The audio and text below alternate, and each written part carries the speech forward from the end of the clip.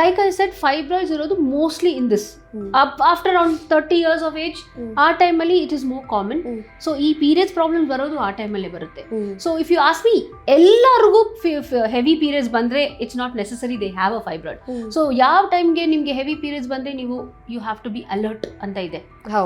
So for that ನಾವು we need to understand what is normal period.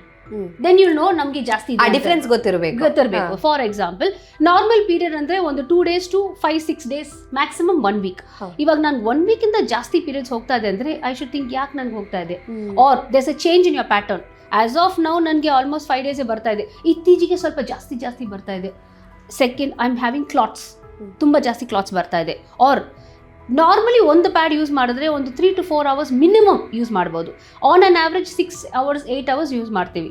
Suppose ನಾನು every hour pad change ಮಾಡ್ತಾ ಇದ್ದೀನಿ, that means something is wrong there. Or ಅಂದ್ರೆ heavy bleeding ಆಗ್ತಾ ಇದೆ ಅಂತ ಅರ್ಥ. ಆರ್ ನಾನು ನೈಟಲ್ಲಿ ಐ ಆಮ್ ಯೂಸಿಂಗ್ 2 ಪ್ಯಾಡ್ಸ್.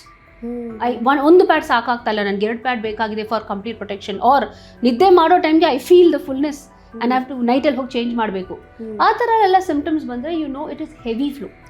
ಅದು ನಾರ್ಮಲ್ ಅಲ್ಲ. Or it's I am having ಎಷ್ಟೊಂದು ನೋವು ಬರ್ತಾ ಇದೆ, I am not able to go to work. ನನ್ನ ಕೆಲಸ ಆರ್ ನನ್ನ ನಾರ್ಮಲ್ ಮನೆ ಕೆಲಸ ಮಾಡೋಕೆ ಆಗ್ತಾ ಇಲ್ಲ. It's affecting my quality of life.